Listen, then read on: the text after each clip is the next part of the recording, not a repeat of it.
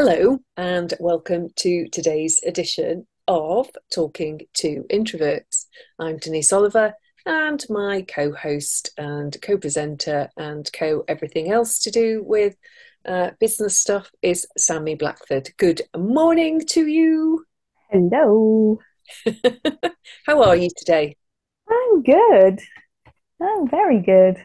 It's not raining, so that I know, helps. it's such a bonus. It's not raining. So, Sami, just give us an introduction to you. Who are you? Where are you? What do you do? Hello. My business name is Sami Rainbow. Rainbow is my middle name, so kind of makes sense. Um, I am a brand and marketing coach for introverted women in business. So you know that the vast majority of marketing advice is social media based, and you have to post this many times a day, and you need to do stories, and you need to be dancing on TikTok, and you need to be doing reels, and you need to be going live, and whew, it's tiring just thinking about it. um, so I help introverted women to create their boldness out in the world without being a fake extrovert, basically. Which, Mm. it is possible to market our businesses without faking extroversion on social media. And that's what I support women to do. And you're very marvellous at it. I Oh, thank you know. so very much.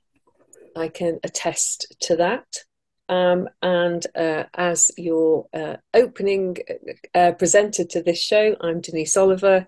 My business is Diva Empowerment, and Diva is DEVA, which is a Roman word for Chester. So I'm based in Chester, and I'm all about women discovering what empowers them. And my specialist topic is around grief and loss. As women, we know what loss is. We experience it regularly, but we might not recognize how our bodies store the loss that we experience, the tiny traumas that we experience. And one day, the barrel that we've been storing them in can overflow, and our minds, our bodies, our emotions can overflow with that. So I'm all about supporting you and helping you through any form of grief, whether that's the loss of your person, your pet, your situation, your circumstances. All of it can take its toll on us if we don't know how to process it, how to work with it, and how to move forward with it. So that's what I do, as well as all of the co-collaboration that Sami and I have. And we're working on more and more things all the time, aren't we? We One of the are. things that we've done recently is we're almost at the end of a 6 month mastermind, business mastermind. And the last module was about money. So we thought we'd come to you today and talk about money. Imagine one of those topics that when I was growing up, it was always never talk about money, politics, or religion. So, how are you supposed to find out more about it and learn how to work with it? And every family has its money saying. I wonder what yours is, Sammy. Um, I can't remember now. I know it doesn't grow on trees. Oh no, I know. Do you think we're made of money? Yeah, money doesn't grow on trees was the one I heard regularly when I was growing up, which I always found a bit weird. It's like, yeah, but I'm not asking a tree for money. I'm asking you, parent. um, and for a long time, and I know you have your thing about money. Money Mm. just wasn't there. It wasn't available. Dad was often unemployed. We lived in central Manchester. I was a very happy child. I enjoyed my childhood growing up, but money was always a bit of an issue, always. And so it remained an issue for an awful lot of my life because I never worked through what to do about it. I'm always so grateful to I've still got his book, Alvin Hall, who did a money program on the telly. And watching that really showed me that there were so many ways in which money was okay to have. It's not a nasty thing. It is available. You have to apply yourself. And I think it was the application of myself, the self-care with money, that I didn't know what anything about that. So I know you have a thing about money, or you have had a thing about money. Yeah.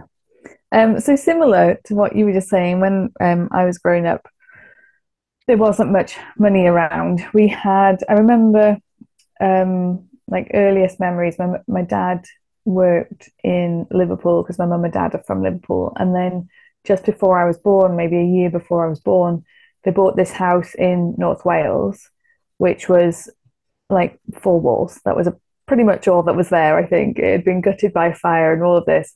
So, what money there was, a lot of it was spent on, doing the house. Understandably, we need somewhere to live and all of that. Um, and so, there wasn't much money then. And then later in my life, my dad was really not very well and then was on, I don't know what they call it these days, like sick benefit thing. So again, there was not much in the way of money.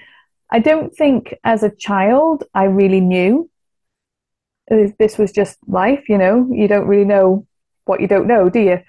Um, it was when I got to be like maybe in secondary school when you start to pay more attention to other children and they'd say things, and we had some neighbors down the road, and their parents were both teachers, so weren't around a lot of the time, and my mum would babysit a lot for them. And they'd go away on these like fancy extravagant holidays, and the message from my parents was they're buying back their love because they're not there during the day, because my mum was always a stay-at-home mum, which I hugely appreciate now looking back. um, yeah, so the message that we were given was that they're buying their love because they're not there to spend time with them, so they spend money on them, which was another message that I got loud and clear when I was growing up. um, and looking back now, I feel like I was going to say my parents did it the right way, and there's no right or wrong way. You raise children the way you raise children.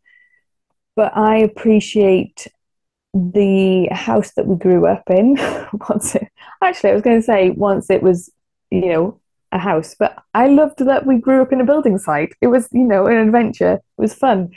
Um, and I like that we didn't have the latest computer consoles or whatever they were.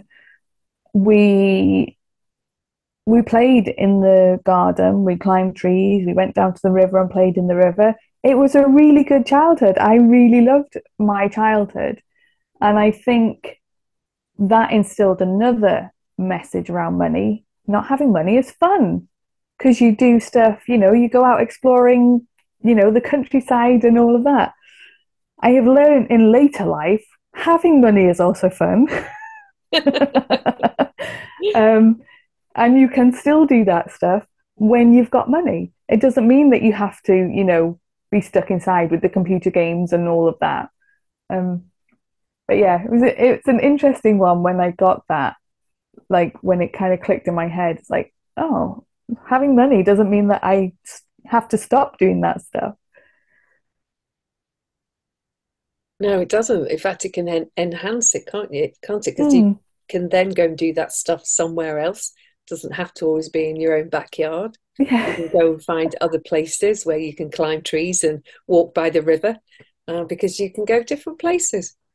I think I wasn't an unhappy child without money because it was like you were saying, so many other people are doing exactly the same thing. It was when I went to high school that I saw the Mm, difference. I went to an all girls school. I won a place at this school. Um, and it was there that I saw the differences. But I also, I mean, I did see that there were girls at this school who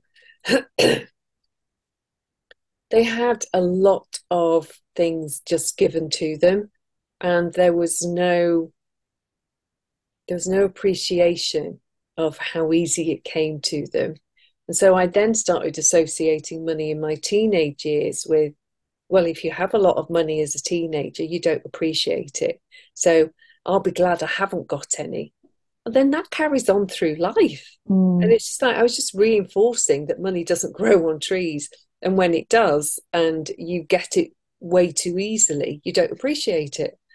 Um, I've changed all that now. I love money. It's like, money, come on, come and play with me. I really like you now. But what I had to do was I had to learn ways of managing me with money, because there was a time when I did have access to money and I became a woman who went to lunch and just spent on frivolous stuff. And it was like, I just suddenly turned around one day and thought, oh my God, what is the point of this? This is mm, boring. I don't like it. I really didn't. And so I started to look at other ways that I think my purpose in life really are the ways I could be useful in the world. And that's partly when, yeah, when I started to look at doing other courses, and then I had to do courses to help my health. And you need money for those. You need money to mm. go on courses. You need the money to pay for those courses. You need the money to get in your car, to drive to those courses, etc.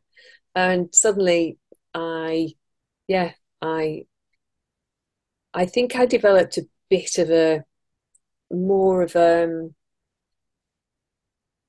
oh, I can't think what the word is, like more of a holier than thou attitude with money. I've now got it, I will spend it wisely. And I wasn't frivolous with it and I wasn't generous with it. And I've got to a point now where I'm all of those things. I can look after my money. I know when I don't have enough, and I need to really like um, pull on the reins and just not go out and spend anything. Thankfully, things like that are made easier with apps and the banking that you can do on your phone. So you can check in with where it's at every day. I never used to save money. I save in all sorts of ways now, loads Mm. of different ways. And maybe we could talk about having our 10% account and how that's helped us both. And I also do what's always been referred to as penny savings. So that's another thing we could talk about as well. Yeah. Yeah, just with you saying that, keeping track of your money is easier with apps and all of that kind of stuff. I honestly don't know what I would do without banking apps. If I didn't know where it was, don't know what had happened to me money. I am one of those people that is really good at following a budget, and I think that comes from, uh, you know, having not much money in earlier years, um, like when I first started working. Um, and like I was so strict with my budget. I could have this much that I could spend each week, and then the rest would go here, there, and everywhere. Put fuel in my car, and um, you know, put some into savings and whatever else it was doing. And I have that instilled now. It's like, no, there's a budget, and there's only so much I can spend each week, which it's changed since back then. Um, So I don't need to be that restrictive with myself and money. And yet that is also something that is taking its time for me to kind of ease into spending more money. And something that I've noticed recently is that I have a very complicated relationship with money, as in talking about banking apps. I have 11 different bank accounts I discovered recently. I'm not quite sure how that You happened discover recently you've got 11 bank accounts, surely. because I actually like consciously went around counting them. Because I don't know, it's the sort of thing I just Brilliant. acquire bank accounts. And I think that also has kind of added to a feeling of maybe scarcity around money because, 11 bank accounts, think of, a sum of money spread across 11 bank accounts. There's not going to be much in each account. So that's something that I am conscious that I need to work on, like simplifying my banking and my relationship with money that way, um, just to create more, mental ease, if nothing else. Sorry, I'm trying not to go off. Didn't you open another one as well? Haven't you actually got 12 now? You opened another high interest one or something. You could save more money than you're already saving. I mean, heaven forbid you would spend out extraordinarily large amounts of money ever. Um, I know that I still have that. It's often described as a poverty mindset. So when I do start saving money, I don't then want to go into that account and spend that Mm, money because it just feels so good to have to put it there in the first place. And it's like, yeah, there's no pockets in shrouds, are there? Can't take it with me.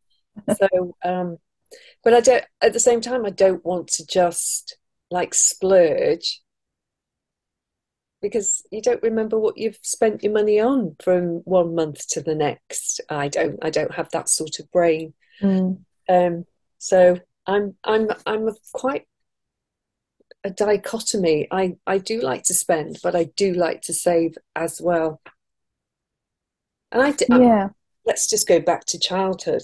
Why do you think it is that as adults, that my parents never talked about money, yet I know that it was a problem? You know, they would never discuss it. I don't think they understood what to do with it.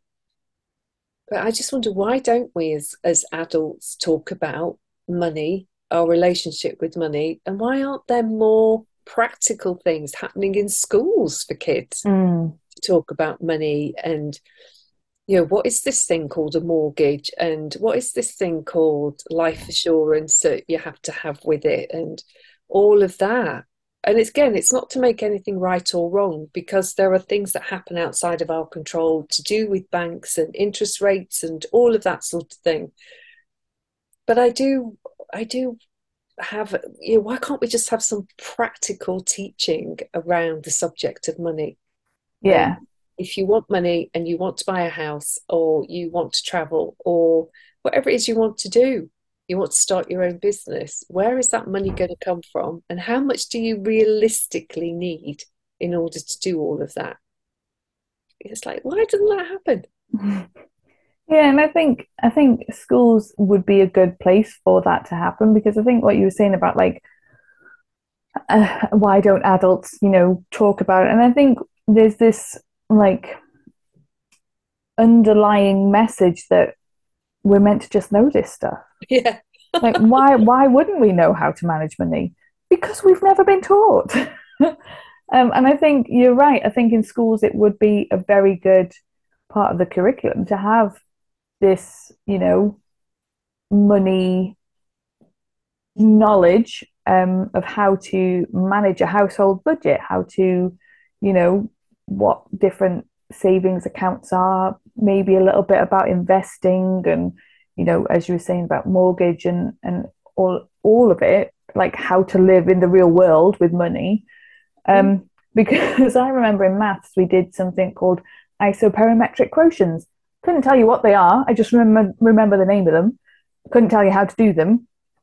Um, I'm surprised you can even remember the name. I I, can't I even just remember what remember you it because it said. sounds quite impressive. Isoperimetric quotients. Yeah. Um, but yeah, so since doing that in GCSE, I have never used that again. Whereas like how to do a budget for a month would have been much more useful. And the same in what would they call it? Home economics, was it? Like the cookery and all of that kind of stuff. Like Yeah. how to buy ingredients and cook a meal feeds into the how to manage a budget. Yeah. Because I think one of the things, and it's going slightly off topic, but I'm getting on my soapbox, so look out. One of the things is like when people say that healthy food is so expensive, so they buy the what do they call it? Processed food. Yeah. Um, it's not. Like to make, I made a huge batch of soup and froze it in different little boxes the other day, and like it was a couple of quid to make possibly, got 10 meals going forward. It's just Yeah, the knowledge of how to actually do that yeah, that is lost in schools these days. yeah. I mean, there is some very, very cheap food on the shelves, and I understand why people buy that. But again, it's because they don't know any different. I didn't at one time. I bought all the crap under the sun. I just because Mm. that's all I knew. My mum wasn't a good cook at all, and any sort of cooking or skills that I gained quite by accident, out of necessity. I had to learn. Um, yeah, there's so much. It is a bit, yeah. I do often wonder whether there's, and I get there's a lot of logistics around safety and taking kids into supermarkets and all of that type of thing. And as a teacher, you've probably got a lot more to do than have someone like me suggest that perhaps, um, as well as taking kids, say in Chester, on a tour of Chester with a Roman soldier, you actually take them into a supermarket so that they understand that what they're buying has a consequence on how much money they have and what they're going to spend their money on. I do Mm. think there's a way of making it more playful, and making it the subject of money not something that has to be ignored or has to be feared in any way. Because there is a lot of fear around money, having it, not having it. If I win the lottery, what are people going to think? Am I going to get begging letters? Probably. You don't have to act on any of them. It's your money at the end of the day. Yeah, money, the subject of money. But it's not money itself. I've said this to you before. People talk about money as though it's a living thing. Money's this, it's just money. It's not alive. Mm. You're the one that manages the money. You're the one with the energy. The money's the money, and it's there. It's just waiting for you to ask for it. Yeah, it's funny, isn't it, how it's become this like big thing, like, oh, money's so scary. Yeah, Whereas like it's just a tool. Like if you think go back yeah, way back when, before we had, money as we understand it now, we would have swapped, I don't know, chickens for whatever, a bag of grain. We would have had the bartering system, yeah. which money makes it so much easier because, keeping track of who owes who what through bartering, um, using money as the tool is a lot easier. And yet it seems to have just grown into this monster. It's like, how did that become a thing? I do think that people who talk about keeping cash in the system have got a point because money has been taken away from us. Mm, When we started to get our money as a paycheck and it went into a bank account, we stopped seeing it. It stopped becoming real. It just became numbers. And suddenly, I also think that that then created a distance between us, the money, and then the person on the other side, usually a bank or a mortgage lender or something. So it's like been depersonalized. We literally can't sit and count our money out, mm. most of it. And so it's that if you're not good with numbers, and I put my hand up here, I'm not good with numbers, like putting numbers in boxes in an Excel spreadsheet. I hate it. Oh, oh, I hate doing talking it. my language, Denise. I know it's something that you love, but it's not.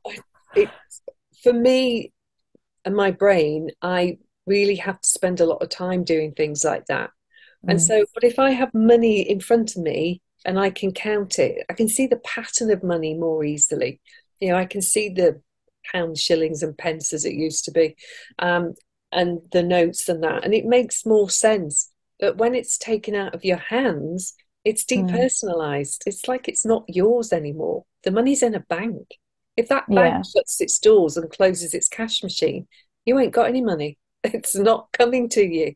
So as many people have experienced over the past, however, what decade or whatever. yeah, So it's a crazy system we've got. I've just, when you were talking about bartering and exchanging chickens for a cabbage or whatever, um, the word Chicken for a salary, cabbage? Gosh. it depends on the size of the cabbage, doesn't it? Depends whether you want the protein or the fibre, I guess. Um, so the word salary actually came from salt because salt was a Mm. rare thing at one time and people paid you in salt. You wanted to have that very unusual commodity, and that's where the word salary came from. And in Oh, different parts interesting. of the world, you got paid in different things. So one Mm. of our favourite things is cacao. And back in the day with Montezuma over in Mexico, Peru, I'm never quite sure of my geography, um, everyone got paid in cacao beans. They were the currency. 3 cacao beans bought you a chicken, you know. And Montezuma had huge reserves of cacao beans, absolutely enormous reserves of cacao beans, drank his actual cacao liquor from gold cups, which he threw away. So, gold for them at that time over in that part of the world wasn't something that was revered. It Mm. was only when the Spanish went there that they plundered the gold and didn't give a monkeys about the cacao. Um, Fools. Although they brought it, they were some of the first to bring it back. But we were already even back then, I think the 1500s, getting used to sugar. So that was another commodity. And it wasn't until later, and we're going off on a tangent to talk about chocolate now, when the people like Mr. Fries and Mr. Hershey came up with mixing milk, sugar, and cacao to make it more palatable for the European palate Mm. and the American palate. But thankfully, it's where there is an about turn with cacao, and you and I both enjoy very dark drinking chocolate now Mm. using 100% ceremonial grade cacao, which is rather marvelous. So I said 10% account earlier. Tell me about your 10% account. What is it? Um, well, before I go on to that, I was just going to go back to something else you were saying about, Ooh, like physical cash and losing connection with it. This is something that I moving back to recently. So I remember, gosh, years ago, must be 8 years ago, something like that. I went to a workshop with a coach, and she said to me, well, one of her messages in this workshop was to use physical cash for that reason, to keep that connection with it. I think if you've got a £10 note in your, or a £20 note, whatever, in your hand, there's that phrase, isn't it, of like breaking into it. You want to keep it whole, whereas like you can give over your debit card or your credit card or whatever, and it's just like means nothing. Um, your phone. so well, yeah. Oh Your gosh, phone. no, I don't do that. I'm not that technologically advanced. Um, so her um, advice was to keep a kitty of money in your purse, physical cash in your purse at all times. And if you spent, say, your working kitty was £50 in your purse, if you spent £10, you would then go to the cash point and get another £10 out. So it's that you always had this amount of money in your purse. And that was something I did for quite a long time. And then just kind of, it drifted off and I went back to using my card. Um, And actually, in the past few months, I'm moving back into the having cash in my purse. Because there's something I know, like we all have cards in our purses, don't we? Mm. So there's always money available. But I find there's something more reassuring about having actual cash in your purse. I don't. That's obviously just a psychological thing. You can spend money however you spend money. Um, but yeah, it's interesting how the relationship with actual cash, physical money, and a card is completely different. And also, wanting to support small businesses, as is one of my values. And having run small businesses, um, if you pay them with a card, then there's so many charges that they have to pay on that. Whereas if you give them a £10 note, they get the £10 note. So yeah, I am on this, the side of use it or lose it. Let's keep cash in our society. So on to 10% accounts. All right, then, as long as you're done. If you're sure you're ready for the 10% account, let's do 10%. So 10% account. It's in. I was trying to think this morning before we were recording this, and I was just having a conversation with myself about money in my head as I do. Um, it's in many different. Um, oh, I can't think of the word, but I've come across it in many different places. So Different books, different modalities. They yeah, talk about a similar thing, don't they? yeah, it's in Richest Man in Babylon, isn't it? Um, so this whatever money you get in, siphoning off or putting away 10% of it before you spend it any other money on anything else, um, has been a huge thing for me. And so you can call it your 10% account. It's in Profit First, isn't it? He talks about it from a business point of view, but it's the same thing. We call it honoring you with money because it is that, isn't it? And I think it's that really connected with me when it was like, oh no, this is about me. And like, I know it's like an overly used phrase, but I am worth having this money. It doesn't all have to go out on bills and put fuel in my car and pay for food and all of that. And then I get whatever little dregs are left. Oh no, I can take my money first. That's Yeah, it I doesn't think mean you that don't pay your bills. well yeah. Because so many people, if a question is asked in a class about money, how many of you pay your bills by direct debit and make sure that they're all in place and they all go out? Most of the room will put its hand up. If you ask the question, and when do you pay you? Would you pay you first before anything else? There's a rumble goes around the room like, no, why, what? And I have to say, it was a very alien concept to me when I first came across it. I'm going to say 12, 15 years ago, me in time, bloody hopeless. But a while back. And I actually felt very guilty about doing that until I saw the benefits of having that account for me personally, knowing that I had my own money. It was just gave me that a sense of self worth, self assurance, and I see it as self care. It's part of my self care to Mm, make sure that I do honor me first. And the more you do it, the more you get to a sense of I am worth this. It is okay for me to have this. And if it's not 10% that you can afford to put away, put 1% or 5%. Put less away if you can afford to make it more, put more away.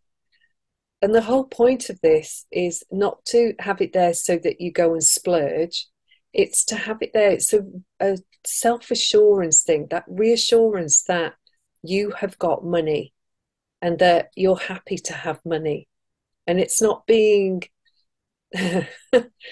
not being a money wanker, as is a phrase that we've been taught recently by a young woman called Jess, who's been on one of our courses. If someone had money in her family or outside of her family, they were money wankers because they were going to be terrible people, horrible about their money, not sharing, not nice. All of that sort of thing was encompassed in money wankers.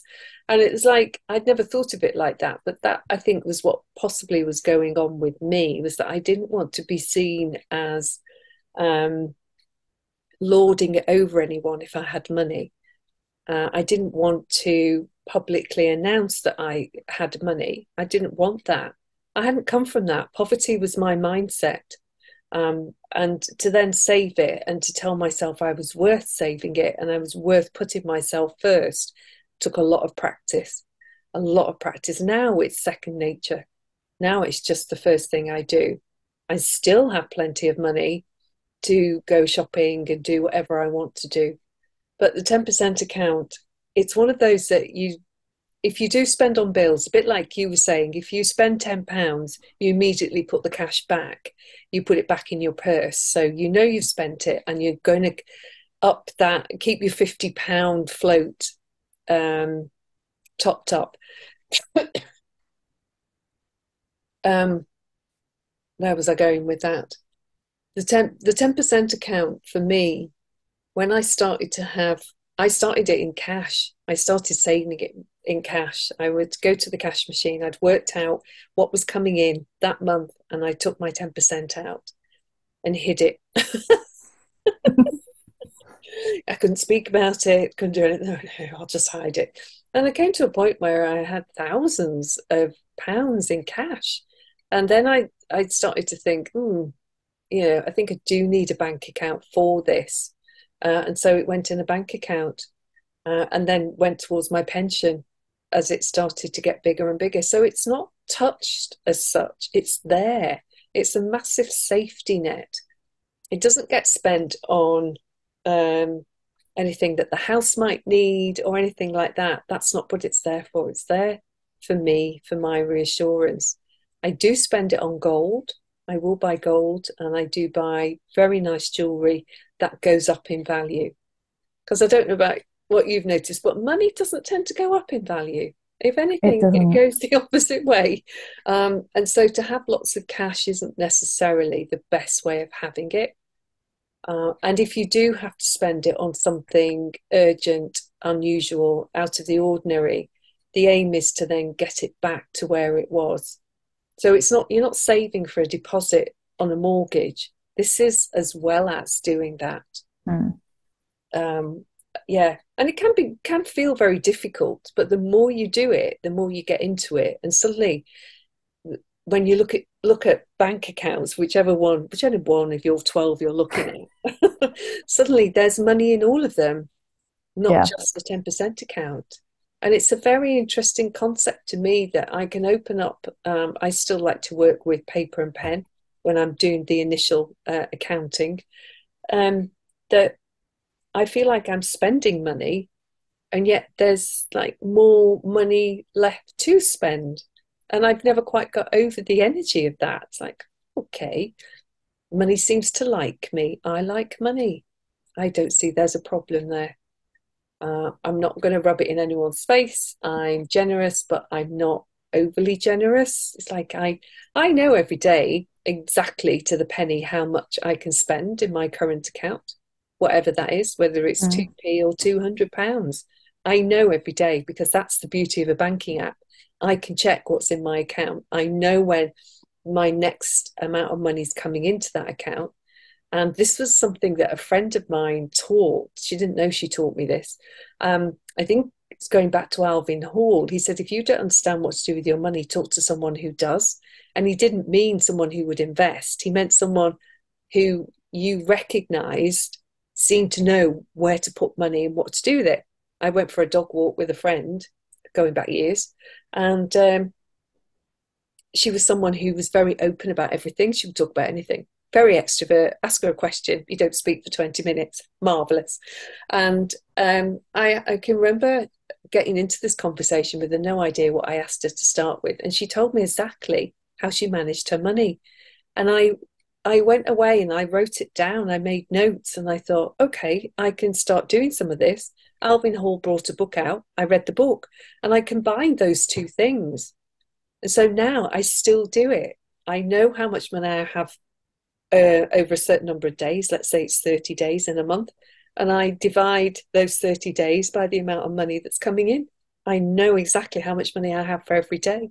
If I Mm. don't spend for 2 or 3 days, I divide that money again and it's gone up. I've got more to spend per day. It's clever. And I used to, back in the day when money was much tighter than it is now, having 3 kids to bring up and I wasn't working, I was very much on it when I learnt this system.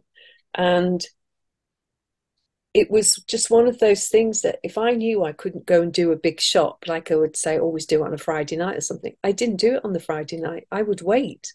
That's how I really learned how to cook with the food I had rather than keep going and buying more.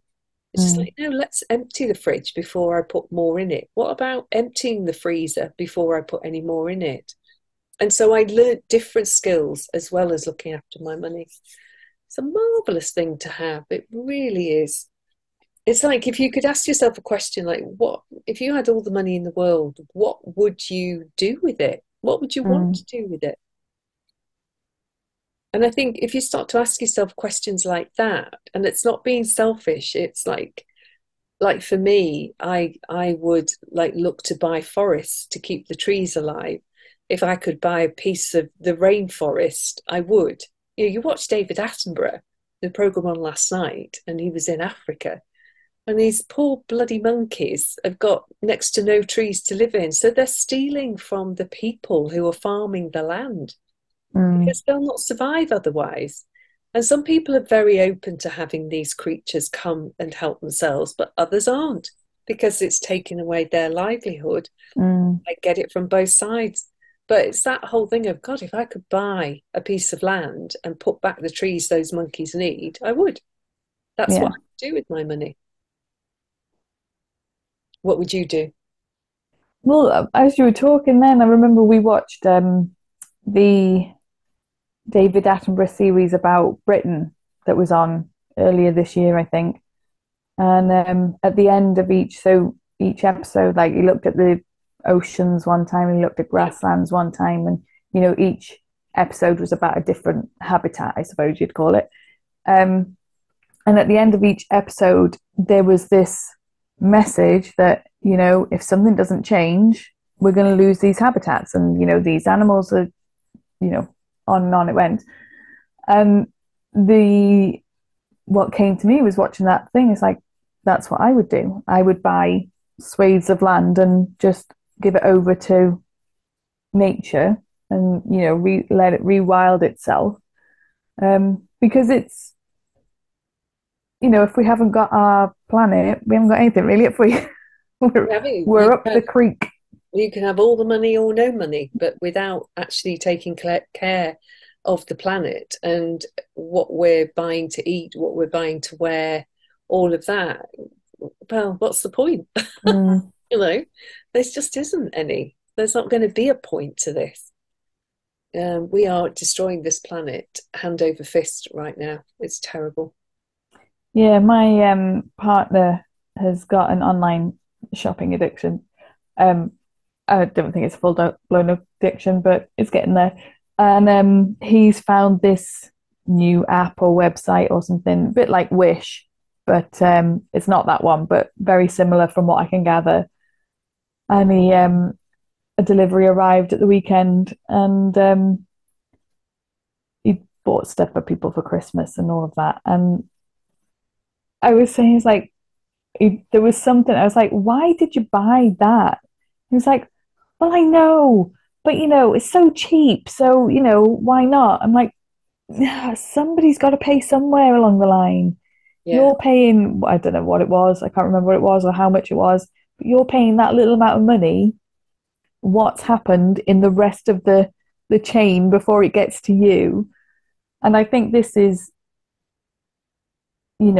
part of the thing, isn't it? It's like we've become so disconnected. So again, going back to the bartering with the chicken and the bag of grain or the cabbage or whatever, it was a much more, you could see the work that went into whatever it was you were bartering with. And now we're just completely disconnected from that. yeah, And, what's that phrase, out of sight, out of mind. So we don't think about it. We don't consider that. Well, many of us don't. But going back what you were saying about the cash and all of that, and when you first had your 10% account, you kept it in cash. I remember when we were growing up, my mum had different pots that, like, my dad would give her the housekeeping, as it was known, and she'd put so much in one pot, and that was for the food for the week or the month or however long. Um, and then she'd put some away, and that was for the coal. And I always think, like, when I'm telling this story, I didn't grow up in Victorian times. We just had a coal fire. Um, and like different thing. Now it'd be put away for the logs because they use logs, not coal. Um, so there was a pot for each thing, and that was like my mum's budgeting system, I suppose. But in that, you know, if there wasn't money in that pot, there wasn't, she couldn't go to the shop and buy whatever. Oh, say something about the chap that we both like. What's his name? Um, Ramit Sethi. that's the one, Ramit Sethi, because he has a suggestion, doesn't he, in one of his books Yeah, about spending. And I'm thinking about is it dialing things down? yeah. Let's talk about that. So he has, well, one of his phrases that came into my mind while we were talking earlier was he says, show me how somebody spends their time and spends their money, and I will show you their priorities. And I think that's such a true statement. So he says, like, we each have a number of money dials. So you'll have one on for food, you'll have one for, I don't know, travel, whatever your money dials are, whatever you spend your money on. And he says, we'll each have one thing that we love to spend money on. And he always gives the example that his is convenience. So he has not only does he have a cleaner come in and clean his thing, he has his flat, he has a private chef that comes in and cooks for him. Like he loves convenience. So his idea is that we each have these set of money dials, and there will be one that we want to turn right up. And how I think like he's a bit different is that he's like, if you love spending on that thing, then you spend on it. Obviously within your means, but you can put more spending into that thing. So if you absolutely love travel or absolutely love going on a holiday, but you want to make it the most luxurious holiday that you can, then go for it. And at the same time, you'll have to turn some of the other dials down. And I think that's quite interesting because, how many money advisors, or that's the only term I can think to use for them, how many times have you heard the message that if you just give up your barista coffee every day, that you're saving £10, £5 a day. So that over a year, that's XYZ. But if you absolutely love your barista coffee, and I know neither of us drink coffee, so it's not us, then that would be, you'd be giving up a lot more than the monetary value of it. Yeah. So I do think it's quite interesting the way he talks about that. Um, I haven't figured out what my love spending money dial is yet. I keep thinking about it. It's like, not sure. Mine is having simple luxury items, and one of mine is books. Gosh, Mm, I mean, I'd rather have books and bookshelves than a wine cellar, for instance. Someone else, it might be that they love really fancy smanchy wines and other alcohols. mm, And then I say this all the time, is spending money on really good quality chocolate. So buying ceremonial grade cacao, it has a completely different effect on my body to a packet of chocolate buttons, the mm, usual stuff that's on the shelves in the supermarkets. So those are like my items, small items. I've had to teach myself, and the 10% account helped that, to enjoy jewelry. And whenever I wear that, I now buy more expensive stuff from my mm. 10% account because I know it's going to go up in value. It's not going to go down. That Um, was something with my 10% account, and you've just reminded me from what was in my head when you were talking about it earlier. Is I have resistance to spending it. mm, Um, and I think it's that because there's the jewelers on the corner in Chester that we walk past and we ooh and ah at all the sparkly loveliness in the window. Um, and it's like, oh, I could buy that. Mm. But that seems a bit frivolous, doesn't it? Just to spend on a piece of jewelry. But the And thing I about get that, I get the concept of like you spend it on stuff that the value will increase. yeah. And still I'm like, When I I can't when I do it yet. started to do that, and rather than um, buy something because I could, but I started to really focus in on, well, what would I spend that money on? And suddenly the money wasn't the issue. It was, Mm, what do I really like? That's what I had to work out. Do I want lots of rings? No, actually, I prefer earrings and bracelets. Oh, okay. Every now and then I do buy a ring. I do see a ring that I think, wow, that's gorgeous. But it's the earrings that really get me. And I know that when I've got a nice pair of earrings in, how I feel dressed. I know it sounds weird, even for gardening, I feel dressed. Um, and it's just one of those things. And sometimes the earrings aren't massively expensive. But on the other hand, I have got some that are thousands of pounds. And they're not the ones I will wear for gardening. But if I am going out, it's like, do I start with those and build my outfit around them? And I've often done that because they make me feel so good. And it's not necessarily because they've cost hundreds of thousands. They are amazing earrings. And it's like, no, I really like these. And I stopped spending on um, the cheaper end of the plastic stuff and, the stuff that has no value now. mm, It was nice to have, but it hasn't, I can't sell any of it. I can't make money on it. Whereas the more recent stuff that I've been buying in the last 10 years, I can walk into a jeweler's and I can get the value of the gold, if nothing else. And that's where my mindset has changed from just going into any shop and going, oh, I fancy a bracelet coloured blue to go with my dress. I've got plenty of those. I don't need to ever buy any of those again. Um, it's that change in the mindset of having the money and then what are you going to spend that money on that actually really works for you, that really means something to you, not to anybody else. I mean, one of my mm. favourite things is my little gold bar. I love my It's gold so bar. cute. It's cute. It's, oh, I don't know, it's got a presence. I love it. And I never ever thought that a gold bar was something that I would ever have, and B, would actually bring me so much joy. But this tiny little thing, tiny little thing, just does. Every time I see it or think about it, I'm like, oh, I've got a gold bar. Go me. But yeah, going back to jewelry, I do love my earrings. And if my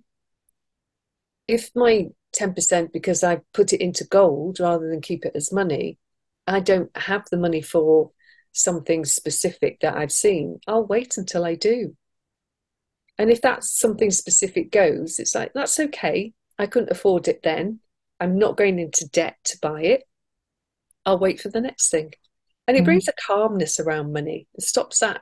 I used to feel very um, overwhelmed about money because I didn't have a system. I didn't know what to do about it. And just before we end, I just want to mention the penny savings that I mentioned. If you don't know what I'm talking about, Martin Lewis used to have it on his website. Money Expert? Who is Martin Lewis? What's his? yeah. Moneyexpert.com, I think. Is it? Um, and he's got, blimey, what isn't on that website isn't worth knowing about. And I came across it many years ago, even before he had it on his website. But you can download a calendar basically. And there are 365 days in the year, except next year, it's a leap year, 366. And basically, each of those days, so it's not date, it's the day of the year. So January 1st is day one. You put 1 penny away on day one. Day two, you put 2 pennies. So you've got 3p.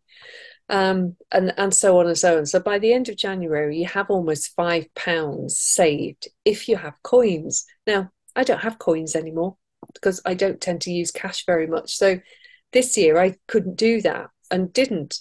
I rounded everything up. So 5, 10, 15, whatever, whatever. And by the end of January, it comes to just under £700. But I've worked out another By the end system. of December. What did I say? The end of January. By the end That's of a good month. Yeah, but let's go by the end of December then. By the end of this year, and you can start this at any time. So your day one could be like today. It doesn't matter. Just keep it going for as long as you can. It is a good thing to start in the new year because I don't know, certainly in times gone by when the kids were little, Christmas seemed to be so expensive. Well, you've got Christmas fairs to go to, and oh, there's such a demand on your money with children in particular. And when I started doing this, I suddenly had all this cash, and I just felt so much calmer about that time, this time of year that's coming up Mm. now. And I've come up with a different system. So because I don't do pennies anymore, I've come up with a system for next year where month one, it will be £10 I put away. Month two, it'll be 20, right up until December, which is the 12th month, it would be £120, which is a lot of money to put away in one go. So you could break that down over the month, however it's going to work for you. And if you do that over a year, you get £780 by the end of December. So I'm at about 500 and something, £550, I think it is for this year. Um, and then there's just December's to put in as well. And it's just that wonderful comfort blanket of knowing that there's cash, that you can go to a Christmas market and you Mm. can enjoy a marshmallow on a stick or whatever it is you want. Whereas at one point you might have thought, I can't do that, or I've got to put it on a credit card, which has still got to be paid off, things like that. It's oh, and that's the other thing. I haven't done a credit card for years and years. I stopped my credit card, paid it all off, worked out how to do that quickly. And then my mantra going back was if I haven't got the money, I'm not buying it. you know, Mm. End of. And it's worked really well for me. And at first I felt a little bit peeved. I can remember thinking, drat, can't just go out and just buy whatever I want. Oh my God, drat. But by the end of, I don't know, I'm going to say 2 or 3 years, I was well into it Mm. and really did change my mindset around money, Mm. not feeling like I was poverty stricken anymore. My poverty mindset is still there. I'm aware of it. And I have to take practical and positive measures to like keep avoiding the rocks in the road where that's concerned. Because a lot of it is down to beliefs. And it's amazing what keeps popping up. Mm. It's just like, no, And I'm not like that anymore. I never got into the credit card thing, and I think that's again come from growing up. And one of the more positive money messages that was instilled is we had that whole thing that if we can't afford it, we don't buy it. And if my mum and dad were buying a new couch, they'd save for it; they wouldn't get it on credit. Which is something that I really appreciate. So I've never bought into the whole credit card and getting things on credit. Like people have their cars on finance and all that. Like I've never done that. Um, the only time I've had a credit card was with my previous business, and that was a financial choice because you got cash back on payments. Um, and that was the only reason I got it because it was more of a money making thing than didn't make me huge amounts, but it made me a little bit. Um, but yeah, when I closed that business and then closed all that banking down for that business, there was no part of me that thought, oh, I need another credit card for this business. If I haven't got the money, I don't buy I it. get that there are people who are great with numbers and understand like swapping and changing credit cards Mm. for better deals. I get that. That's not necessarily how my brain works. I No. think that's the other thing. We're put under a lot of pressure to go down a particular route when actually you have to work out what's going to work for you. Credit cards don't work for me. So once I Yeah. stopped having one and I paid them off, it was a relief to go, do you know what? If I can't afford it, I'm not buying it. It's Yeah, really there was, simple. I remember when I was getting that business credit card, I was talking to the business manager in the bank who I talked to him that often. We had quite a good relationship by the end of it. And he was saying, like you have to go through all the credit checks and everything and put what's it called? Like how much you can spend monthly on your credit card, credit allowance. I don't know what it's called. Don't know. Um, and he was saying that he'd had another company, this manager of a company had come in for one of these credit cards. And I think it was a much bigger business than mine was. And his limit was 250,000. Mine was 2,000 um, monthly that he could spend on this credit card, and you'd get 1% back. And the business manager was talking to this guy of this other company. He's like, why do you need this? It's like, if I put all of my monthly costs through this credit card, I'm going to make 250 quid a month. Like, why wouldn't I?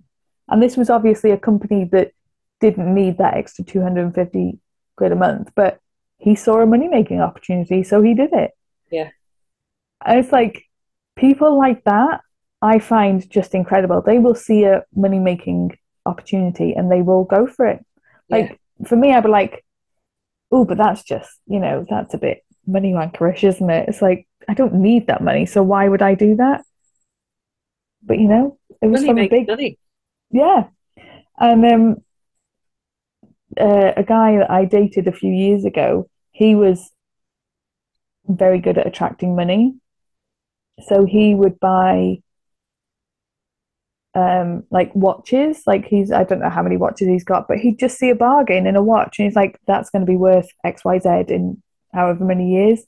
And it's like people like that just fascinate me. It's like how do their brains work? How do they know this stuff? So I have come a long way. I still have a lot to learn. Oh, anything else you want to say Oh around? my goodness, there is so much more we could say about money. Shall we save it for another day then? Yeah. So, shall we say what we usually say? Are we done? We're done for today on the topic of money. I think yeah. Let's pause it there. Okay, we'll pause it there. Thanks everyone for listening. We will be back with you in a couple of weeks. You've been listening to me, Denise Oliver, and my co-host and co-everything in business, Sami Blackford. Thanks for listening. Bye for now. Bye.